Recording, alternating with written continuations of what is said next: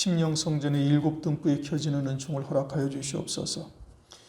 그러므로 어떠한 어둠의 권세가 우리를 실족케 하려고 다가온다 할지라도 넉넉히 믿음으로 이기며 빛의 자녀다운 믿음의 열매를 맺어갈 수 있도록 은혜를 베풀어 주시옵소서. 오직 이 시간도 성령께서 친히 나타나시고 또 증거하시고 듣게 하여 주시기를 다시 한번 간절히 간구하고 예수 그리스도의 이름으로 기도드립니다. 아멘. 오늘은 이제 21장 9절부터지요. 9절에 7대접을 가지고 마지막 7재앙을 담은 7천사 중 하나가 나와서 내게 말하여 가로되 이리 오라 내가 신부 곧 어린 양의 아내를 네게 보이리라. 신부 어린 양의 아내를 지금 보여주는데 누가 보여주는 거 아니? 7 진노의 대접을 가졌던 천사 중 하나가 와서 지금 가르쳐주고 있는 거예요. 이게 참 묘하죠. 어린 양의 아내 그리스도의 신부라는 것은 이제 성경에서 최고의 영광에 이르는 자들이고 환난을 통해서 이루실 하나님의 구원의 본질적인 뜻이에요. 또 7 진노의 대접이라는 것은 7 대접을 가지고 마지막 7 재앙을 담은 7 천사. 이게 화거든요. 아주 제일 큰 화죠. 하나님께서 진노의 심판을 하시는데 이 7 대접을 가진 천사들을 통해서 7 재앙을 이 지구상에 내려서 음료교회와 적그리스도를 하나님께서 진멸하셔요. 마치 포도주 틀을 밟는 자가 그냥 그 옷에 그냥 포도주 그 즙이 다 튀어서 붉은 옷처럼 막 되는 것처럼 그렇게 하나님께서 어마어마한 진노의 심판을 7 재앙을 가진 7 천사들을 통해서 하신다는 말씀이죠. 그런데 그러한 7 재앙을 쏟아부었던 천사 중 하나가 와서 누구를 보이는 거 하니? 새 예루살렘 성이요 어린 양의 아내 그리스도의 신부를 보여주고 있다 이겁니다. 이게 극과 극이죠. 하나는 하나님으로부터 최고의 영광을 받는 자고 또 하나는 하나님으로부터 완전한 진노의 심판을 받는 자. 하나님의 사랑을 거부한 자. 또는 하나는 하나님의 사랑을 깨닫고 자기의 육신의 목숨까지 버린 자. 이와 같이 극과 극을 하나님께서 대비해 주시고 있는데 이것은 환난을 통해서 이와 같은 구원 또는 이와 같은 하나님의 진노가 임하게 될 것을 말씀하고 있는 겁니다. 그러므로 우리가 오늘날 이 은혜 시대에 어느 자리에 설 것이냐 이것을 유의하여 봐라 이겁니다. 이쪽 아니면 이쪽이에요. 진노의 심판을 받는 자 아니든지 아니면은 어린 양의 아내 그리스도의 신부의 자리에 있든지 둘 중에 하나다 이겁니다. 환난은 결국 이처럼 알곡과 쭉정이를 가르기 위한 거예요. 옥석을 가리는 겁니다. 옥과 돌멩이를 환난을 통해서 하나님께서 가리는 거예요. 그러니까 환난 날에 다른 구원의 길은 없어요. 예루살렘 성 어린 양의 아내 이와 같은 영광의 자리에 이르게 될 것인지 아니면은 하나님의 진노의 대접을 받는 이와 같은 자리에 갈 것인지 이것이 오늘날 우리들의 신앙생활을 통해서 결정되는 겁니다. 우리의 삶을 통해서 우리가 결정해 나가는 거예요. 우리 하늘나라에서 영생을 누릴 것이냐 아니면 영벌을 받을 것인가 이것을 오늘날 우리가 결정하는 거예요. 그저 어영부영하고 우유부단하다가는 영원한 멸망이고 다시는 회복할 기회가 주어지지를 않을 수도 있습니다. 그러면서 이리 오라 내가 신부 곧 어린 양의 아내를 네게 보이리라. 어린 양의 아내라는 단어가 뭐냐면 귀내라는 단어예요. 이 귀내라는 단어는 남편을 둔 여자를 말하고 있는 겁니다.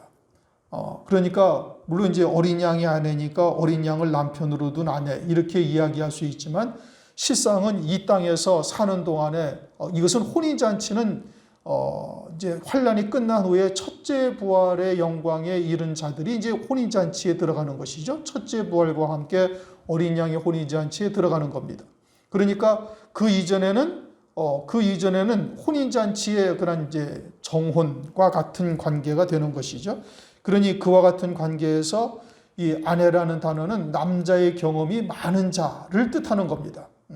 그러니까 남편과 아내가 이제 됐듯이 남자와 여자가 서로 결혼하면은 뭐 모르는 것이 없듯이 이와 같이 아내로서 남편에 대한 모든 것을 다 알고 남편의 사랑을 깨닫고 그리고 그와 같은 영적인 깊은 관계를 가진 사이, 이것을 이제 귀내 아내라고 이렇게 지금 말씀하고 있어요.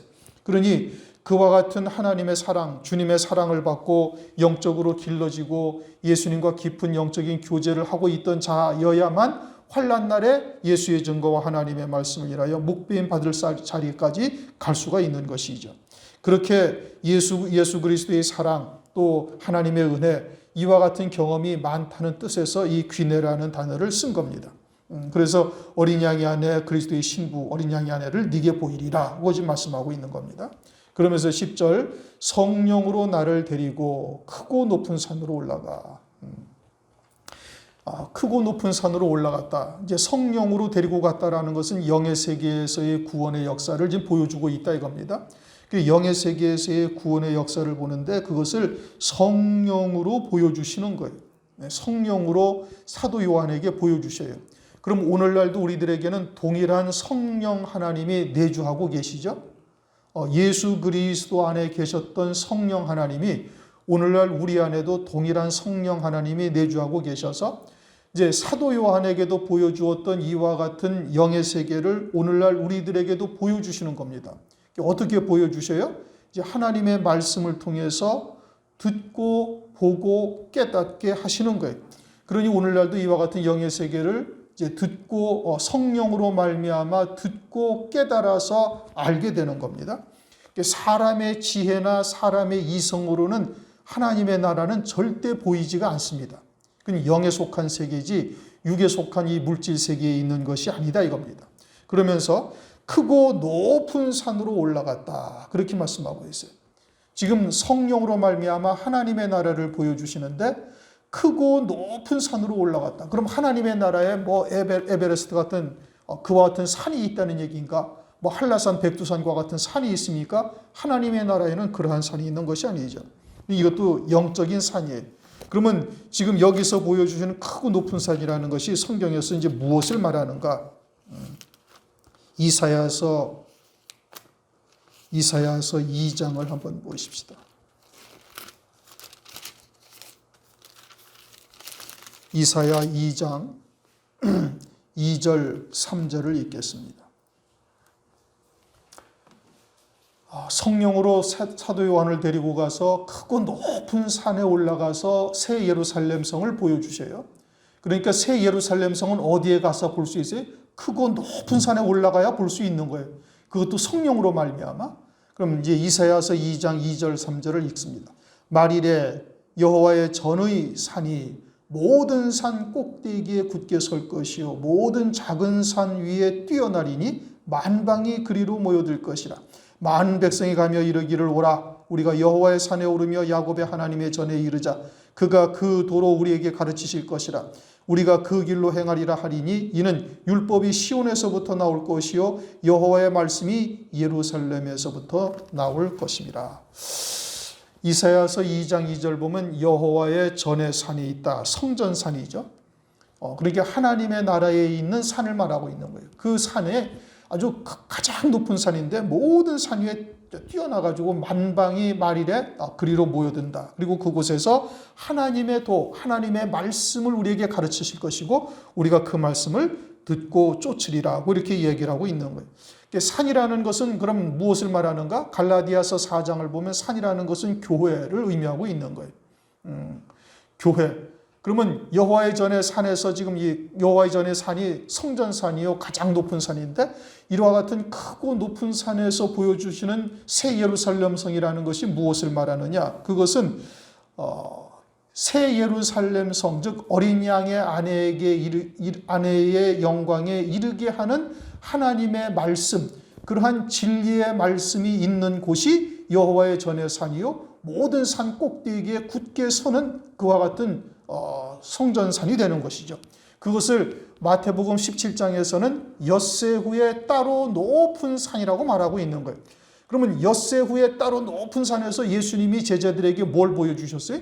부활 후에 하나님의 영광을 제자들에게 보여주신 거예요.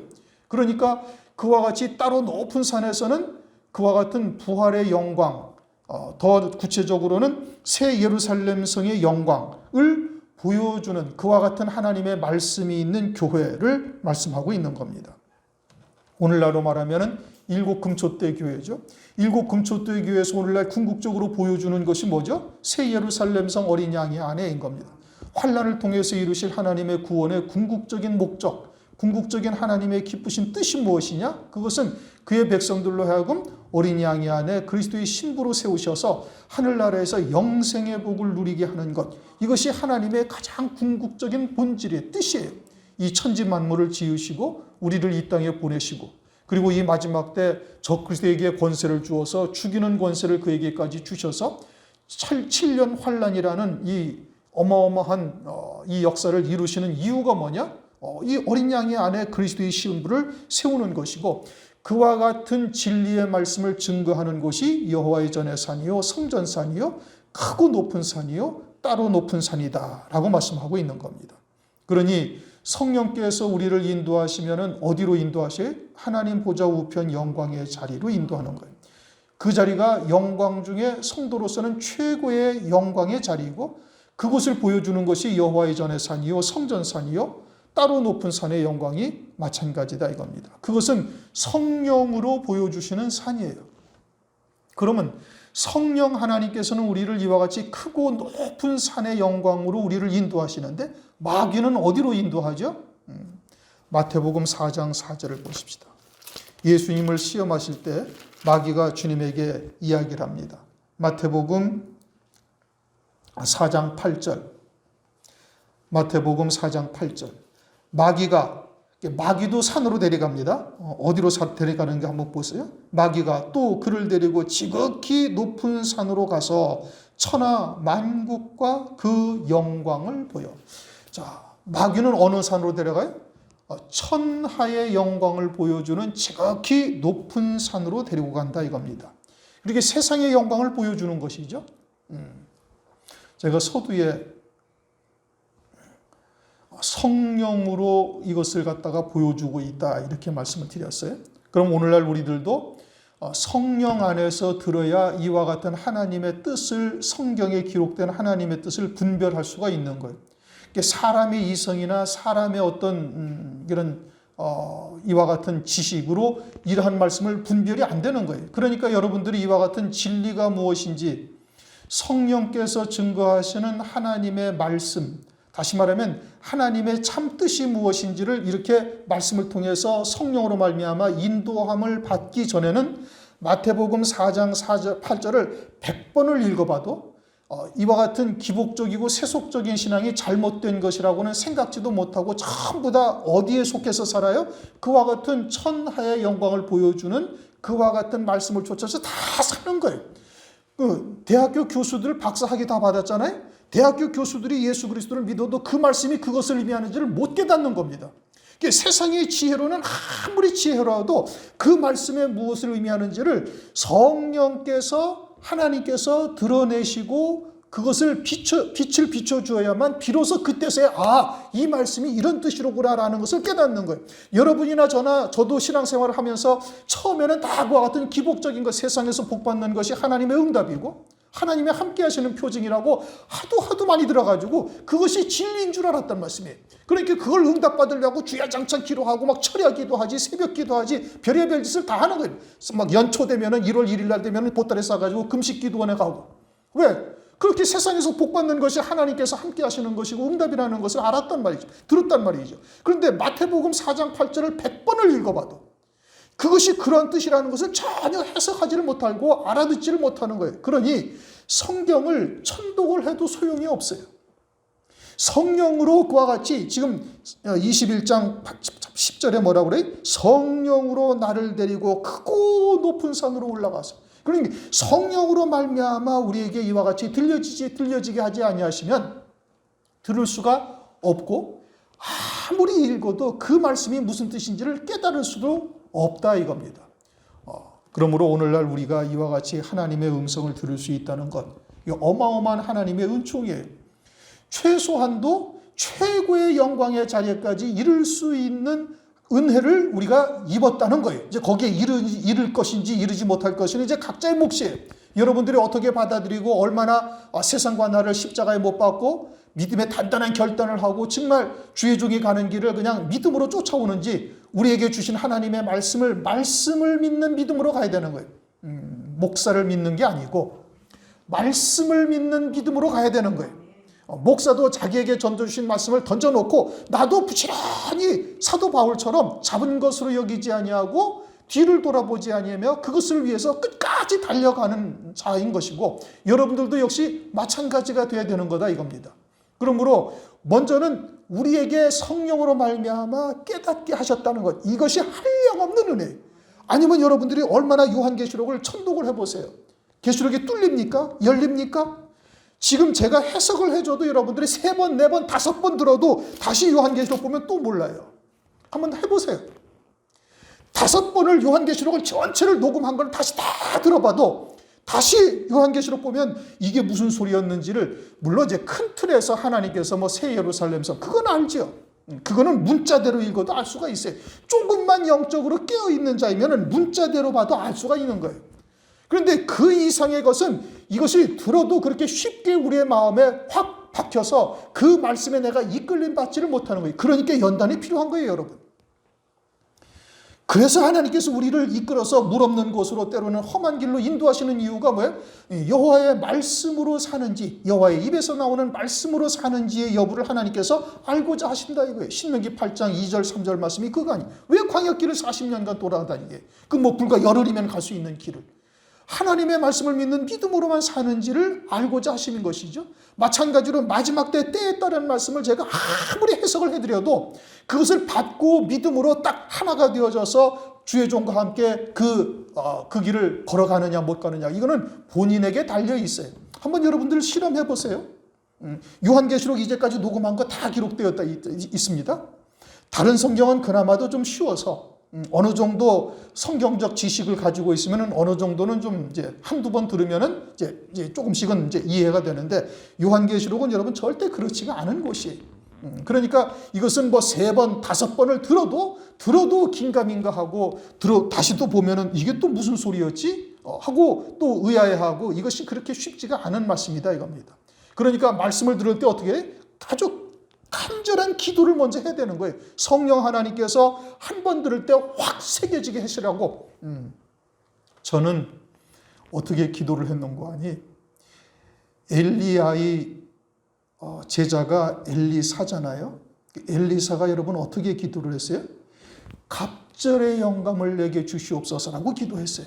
갑절의 영감. 엘리사가 하나님의 선지자인 것을 알고 엘리사에게 하나님의 말씀을 배우면서 뭐라고 기도했는 거예요? 갑절의 영감을 달라고. 그리고서는 엘리사가 7번의 이적을 베풉니다. 엘리야보다 더 많은 이적을 베풀어요. 갑절의 영감이 엘리사에게 임한 거예요. 그러니까 여러분들도 그와 같이 기도를 하셔야 되는 거예요. 그래서 저보다도 갑절의 영감을 받기를 간절히 소망하고 그러려면 어떻게 해야 돼? 말씀을 사모해야 되고 간절히 구해야 되고 원하는 자에게 주시는 거예요. 그냥 들으면 좋고 못 들으면 또 다음에 듣지. 그러면은 그건 버스 다 지나갑니다, 여러분. 그런 중심으로 하나님의 말씀을 들으면은 그것은 마지막 때 쓰임받는 자는 절대 그런 자리에 설 수가 없어요. 그러니 성령으로 우리에게 깨닫게 하실 때 어떻게? 그때 아주 감사함으로 받을 뿐 아니라 정말 온 신경을 모두고 하나님의 말씀의 뜻이 무엇인지를 그냥 아주 그냥 마른 땅에 온유월 메마른 땅에 비 내리면 쫙쫙 빨아듯이 그렇게 빨아들일 수 있는 중심이 되지 아니하면 이 말세에 살아남기가 쉽지가 않습니다. 절대. 성령으로 들려주셔야 되는 거예요. 성령으로 여러분들이 듣지 아니하셨으면 이 지극히 높은 하나님의 이 산, 높은 산과 마귀가 보여주는 산과 여러분 구별이 됩니까? 여러분 성경 안 봤어요? 다 봤어요. 그럼 마귀가 보여주는 산과 성령이 보여주시는 산이 구별이 됐느냐고요, 그동안. 마태복음 17장에 있죠. 마태복음, 요한계시록은 어렵다 할지라도 마태복음 17장에 따로 높은 산의 영광이 있고 마태복음 4장 10절에 지극히 높은 산, 천하의 영광을 보여주는 산이 있어요. 도대체 뭐가 다른지 이것을 구별하실 수가 있었느냐고요. 없었잖아요. 이게 사람의 지식으로 되는 것이 아니라니까요. 우리나라의 지식을 많이 가진 자들이 얼마나 많아요. 그래도 그것을 깨닫지를 못하는 겁니다. 그러니 우리가 이와 같이 하나님의 말씀을 들을 기회가 있다는 것을 우선 감사하셔야 되는 것이고 그것을 간절한 중심으로 사모하고 또 사모해야 되는 것이고, 그러한 중심으로 하나님 앞에 간절한 마음으로 주님 전에 나와서 말씀을 들을 때 그것이 내게 참된 양식이 딱 되는 거예요. 한 번 들을 때 그냥 완전히 생수를 먹듯이 5, 6월 떼약볕에 갈라진 논바닥에 빗방울 떨어질 때 그걸 바라듯이 이런 정도로 받아들여야 마지막 때 살아남을 자가 되는 겁니다.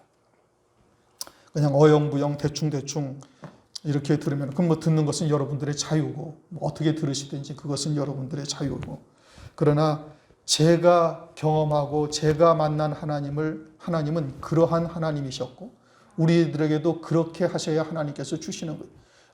보리떡 5개도 원하는 자에게 주시는 거예요.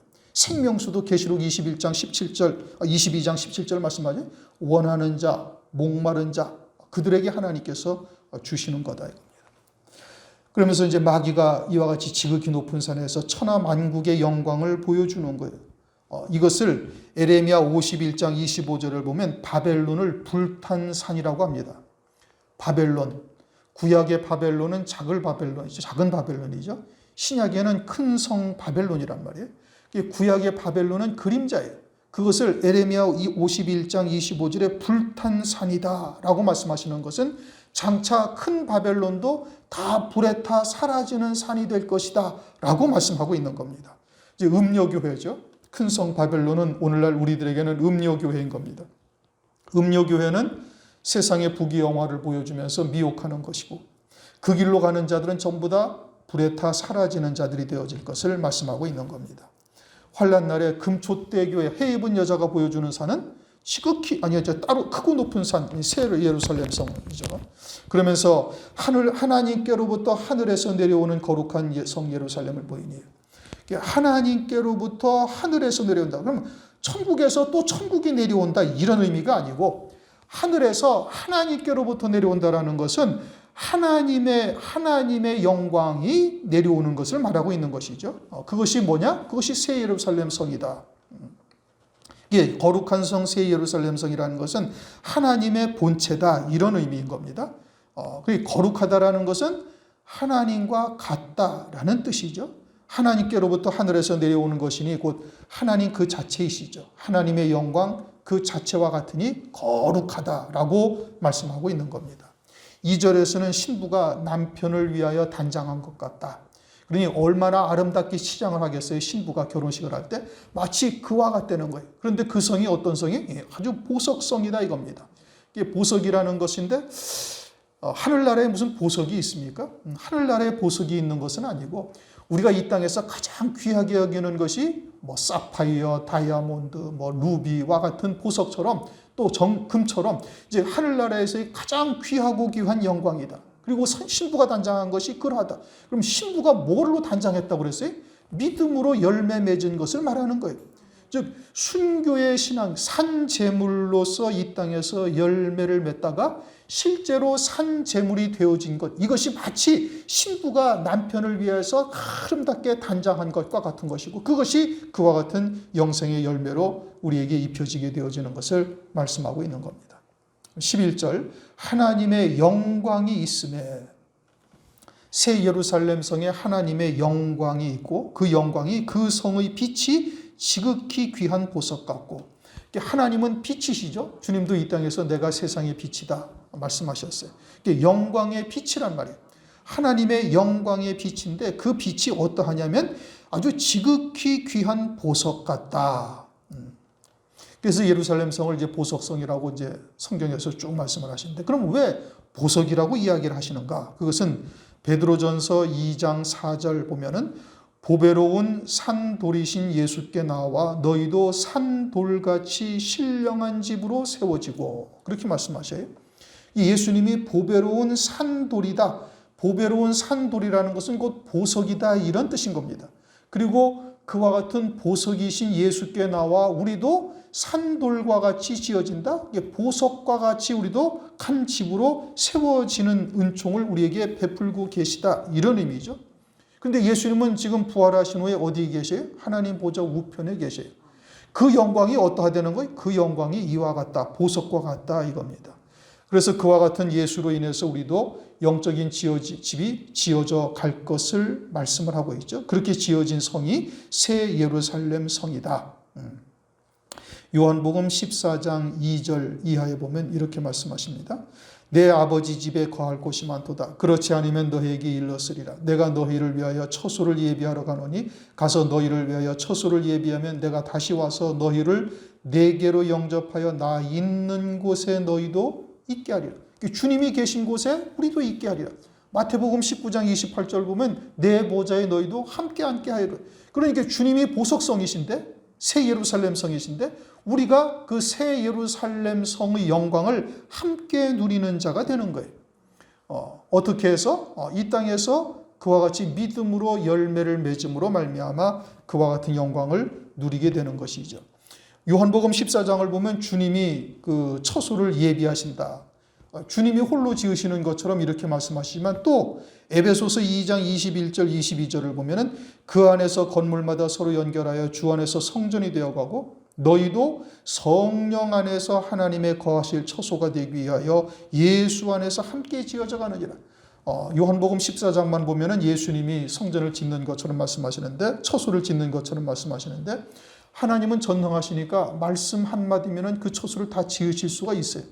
그런데 그 처소는 그렇게 지어지는 것이 아니라 우리와 함께 예수 안에서 함께 지어져 간다 이겁니다. 다시 말하면 주께서 우리에게 하나님의 뜻이 무엇인지를 깨닫게 하시고 우리가 믿음으로 하나 되는 것, 말씀에 연합하여 믿음의 열매를 이 땅에서 맺어가는 것, 그것은 우리의 몫인 거예요.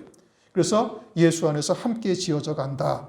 에베소서 2장 22절에 그렇게 말씀을 하고 있는 겁니다. 또한 이와 같은 하나님의 나라는 장소적인 측면에서 영원한 하나님의 나라, 영의 세계에 있는 영원한 하나님의 나라도 하나님의 나라고 우리의 심령 속에도 하나님의 나라인 거예요. 제가 누누이 강조하는 것처럼 여기에 있는 하나님의 나라나 하나님 나라에 있는 하나님의 나라나 똑같은 하나님의 나라, 동시적인 것이에요. 그러니까 여기에서는 하나도 믿음의 열매를 맺지를 못했는데 하나님의 나라에서는 새 예루살렘 성이 지어졌다는 것은 있을 수가 없는 일인 겁니다. 그러니 여기에서 하나님의 나라가 지어져야 새 예루살렘 성이 이 안에서 지어져야 하나님 나라에서도 완성이 되는 거예요. 그것은 어떻게 지어져요? 우리가 믿음으로 이 땅에서 열매를 맺어 나아가는 때 이것이 지어지는 거예요. 새 예루살렘 성이. 그러면 믿음으로 그와 같은 열매를 맺어 자라가는데 자녀의 신앙에서 청년의 신앙, 아비의 신앙에 이르게 되어면 어떻게 된다고요? 이제는 꿈을 꾼단 말이에요. 요한일서 1장 1절에서는 손으로 만진 바가 되리라. 그러니까 하나님 나라에 있는 새 예루살렘 성을 만진 바가 되어져서 여기에서 그것을 믿음으로 누리면서 살아가는 거예요. 그러면서 히브리서 11장 1절에는 뭐라고 말씀하시? 믿음은 바라는 것들의 실상이다. 보지 못하는 것들의 증거다 이거예요. 그러면 내가 그 믿음으로 이 땅에서 마귀의 미혹의 역사 또는 마귀의 협박 이런 것을 내가 믿음으로 이겨나간다는 것은 무엇을 말하는 거예요? 하늘나라에 확정되었다 이 뜻인 겁니다. 무슨 얘기인지 이해가 되셨습니까? 그러니까 내가 오늘날 이와 같은 세상과 나를 온전히 십자가에 못 박고 하나님의 말씀을 쫓아 오직 하나님의 말씀을 믿는 믿음으로 살아가고 있는지 없는지는 스스로가 아는 거예요. 자기가 성전이 지어졌는지 안 지어졌는지는 알 수가 있는 것이죠. 그럼 어떻게 해야 돼? 부단히 하나님 앞에 우리의 연약함을 말씀을 드리고 아뢰고 그리고 하나님의 은혜를 구해야 되는 거예요. 그것이 내 혼자의 힘으로 되는 것이 아니라 성령으로 말미암아 내 안에서 역사하시는 자의 역사를 따라 나도 힘을 다하여 수고할 뿐인 것이거든. 그러니 성령의 은혜가 없이는 우리는 그와 같은 성전을 지을 수가 없는 거예요. 그러니까 참된 신앙의 기도는 성숙한 신앙의 기도는 어떻게? 내게 주어진 표대에 내가 얼마나 부족한지를 말씀을 통해서 우리 스스로를 돌아보고 그리고 그 부족한 것을 하나님의 은혜를 구해야 되는 거예요. 이건 내 힘으로 할 수 있는 것이 아니잖아요. 하늘나라의 영생의 열매를. 그러니까 하나님의 은혜를 구하고 성령의 충만함을 구하고 더 하나님의 말씀으로 믿음으로 하나님의 나라를 이루어 가야 되니 그러한 말씀과 성령의 충만함을 구해서 지어져 가게 되는 것이죠. 그렇게 믿음으로 받아 누리고 있는 성도에게는 반드시 그대로 실상대로 주의 재림의 때 이루어지게 되는 거예요. 그러면서 그 예루살렘 성이 뭐와 같다고 말씀하시에요? 11절 다시 읽어보세요. 새 하나님의 영광이 있음에 그 성의 빛이, 성의 영광이 뭔데? 빛이란 말이죠. 지극히 귀한 보석 같고 벽옥과 수정같이 맑더라. 그 보석도 수없이 많아요. 그렇죠? 뭐 12기초석에서 뭐 홍보석도 있고 녹보석도 있고 뭐 에메랄드 뭐 다이아몬드 뭐 기타 여러 가지를 말씀하잖아요. 그런데 여기서 그 성이 딱 이렇게 말씀하죠. 벽옥과 수정같이 맑다. 이게 수정이라는 것은 다이아몬드를 말하는 겁니다. 벽옥이라는 것은 파란 옥을 말하는 거예요. 파란 옥. 그런데 파란 옥, 파란색, 아주 짙은 청색 또는 다이아몬드 같은 투명, 수정 같은 것은 다 빛을 투과하는 거예요. 여러분들이 비행기를 타보신 분은 아시지만 남태평양 같은 데를 이렇게 쫙 지나가면 바다 밑에가 환히 다 보여요. 싹 파라면서 그것이 수십 미터 아니면은 뭐 100m, 200m가 깊이가 될 수 있는데도 바닥이 환히 보여요. 파란색이 그렇게 전부 다 투과시키는 거예요. 빛을. 그러니까 새 예루살렘 성이 어떠는 거예요? 영광이요 빛인데 마치 벽옥 파란 옥과 같아서 그냥 빛이 하나님에게서 나오는 그 빛이 다 투과된단 말씀이에요. 다이아몬드 아시죠? 그것은 그렇게 다이아몬드도 수정 같아서 다 빛이 투과된단 말씀이에요. 그 새 예루살렘 성이 그렇다는 것이고 첫째 부활의 영광 어린 양의 아내의 영광을 입은 자들이 어떠하다는 거예요? 벽옥과 같고 수정과 같다 이 뜻인 겁니다. 그러면서 하나님의 보좌가 있고 하나님의 보좌 주위에 24장로들이 앉아있고 그 주위에 또 누가 있어요? 이제 순교한 성도들, 첫째 부활의 영광을 입은 성도들이 다 새 예루살렘 성 안에 함께 있는 거예요. 그런데 그 새 예루살렘 성 안에서의 그 영광들이 어떻게 하다는 거예요? 벽옥과 같고 수정과 같다 이거예요. 그러면 중앙에 하나님 아버지께서 하나님의 영광이 중앙에 있는데 24장로와 또는 첫째 부활에 입은 성도들이 다 주변에 있다 할지라도 그 벽옥과 같고 수정과 같은 하나님의 영광의 빛이 그들을 다 투과해서 그대로 나간단 말이에요. 그러면 그 예루살렘 성 밖에 있는 부활체, 신령한 몸을 입고 있는 다른 성도들이 하나님의 영광을 딱 바라볼 때는 그 첫째 부활의 영광을 입은 성도들이 보여요? 안 보여요? 안 보인단 말이에요. 안 보이고 그들이 전부 다 뭘로 보이는 거예요? 새 예루살렘 성으로 하나가 되어져서 보이는 거예요. 하나님의 영광의 빛이 그들을 다 통과해서 나가기 때문에 하나님의 영광과 하나가 되어져서 보이는 거예요. 출애굽기를 보면은 이스라엘 백성들이 하나님의 영광을 보죠. 70인의 장로가. 그런데 하나님의 발 아래를 보니 청옥을 편 듯하다 이래요. 아주 파란 옥을 펴니까 아주 투명하고 모든 것이 다 보이는 거예요. 마치 그와 같이 하나님의 성 예루살렘 성이 그러한 것이고 첫째 부활의 영광을 입고 어린 양의 안에 그리스도의 신부가 된 성도들의 영광 그 모습이 그와 같으니 중앙에 하나님이 계셔서 하나님의 영광의 빛이 쫙 나갈 때 그 모든 성도들을 다 통과해서 신령체들 다른 새 예루살렘 성에 가까이 있지 아니한 다른 성도들이 딱 볼 때는 그냥 모두가 다 누구로 보이냐? 하나님으로 보이는 거예요. 이제 구약의 성막을 보면은 오늘 여기까지만 하시죠. 구약의 성막을 보면은 하나님은 어디에 계세요? 지성소에 계세요. 지성소에 있고 성막은 지성소가 있고 지성소 밖에 성소가 있고 성소는 대제사장이 들어가서 향로에 금촛대에 불을 켜고 향로에 이제 향을 피우고 진설병을 진설하고 떡을 진설하고 이러죠. 그렇게 대제사장이 매일 드나드는 곳이 성소란 말씀이에요. 그러면 성소 가기 전에는 뭐가 있어요? 물두멍이 있고 그 전에는 또 뭐가 있어요? 그 전에는 번제단이 있어요. 그러니까 성막을 뜰로 이 휘장으로 다 크게 이제 바깥에 벽을 쳐놓고 문으로 딱 들어가면은 그 안에 번제단이 있고 물두멍이 있고 그리고 성소가 있는 거예요. 그러면 성막이라는 것은 무엇을 어디서부터 어디까지를 성막이라고 그래요? 그 안에 번제단서부터가 다 성막 안에 들어가는 거예요. 그러면 하나님은 어디 계신데? 하나님은 지성소에 계신데. 그러면 하나님의 백성들은 뭘 말하는 거예요? 어떤 것에 하나님의 백성들이 거기에 해당이 되는가? 번제단에 속한 자, 물두멍에 속한 자, 금향로 또는 기타 등등 성소 안에 모든 구성 요소들의 하나님의 백성들이 거기에 기구들로서 다 쓰임 받고 있는 거예요. 그러니까 하나님의 계신 곳은 임마누엘 지성소이지만 실제적으로 성소다 성막이라는 것은 그 안에 있는 모든 것을 통칭해서 성소다 성막이다 이렇게 부르고 있다 이겁니다. 그런데 그 안에는 실제 부싯가락도 있고 뭐 촛대도 있고 여러 가지의 뭐 북집게도 있고 별의별 게 다 있단 말씀이에요. 그러면 우리들이 뭐냐? 우리들이 그와 같은 존재들인 거예요. 하나님의 성소에 하나의 구성원들이 되어져 가지고 다른 성막 밖에서 보기에는 전체가 다 성막으로 보이듯이 새 예루살렘 성의 영광, 첫째 벌의 영광을 입게 되어지면 우리가 하나님의 영광 안에 하나가 있을 뿐 아니라 다른 실령체가 밖에서 볼 때는 전부 다 하나님의 영광 하나로 보이게 되는 이와 같은 은혜를 우리가 잊게 될 것을 말씀을 하고 있는 겁니다.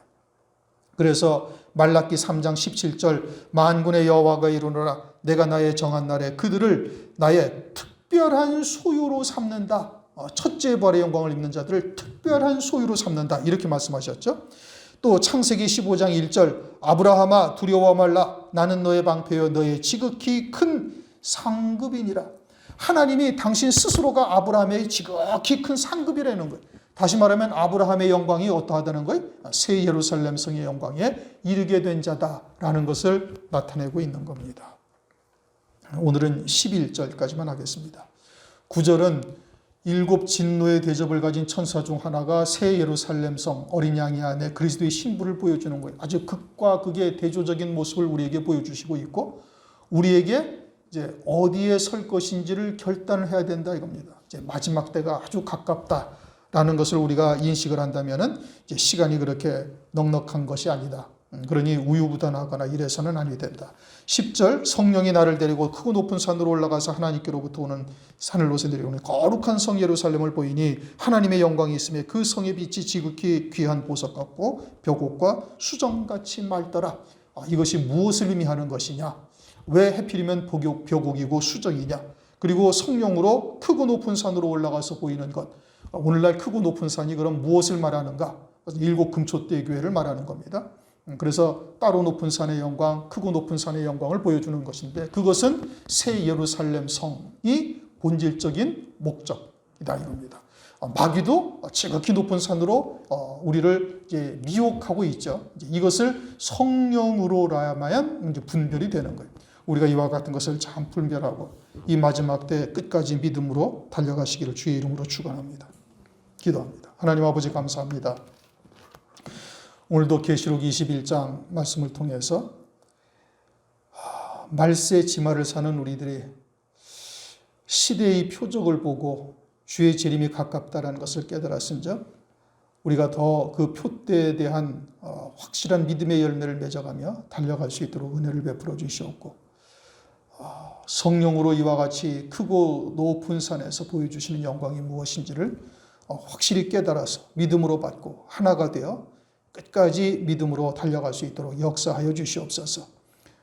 우리가 하늘나라의 이 영광을 이 땅에서는 이제는 눈으로 본 바요 손으로 만진 바까지 되게 하셔서 우리의 심령 성전의 그 예루살렘 성이 이루어지게 하시옵고 그 어떠한 미혹 또는 핍박에도 넉넉히 이길 수 있도록 은혜를 허락하여 주시옵소서. 감사드리며 예수 그리스도의 이름으로 기도드립니다. 아멘.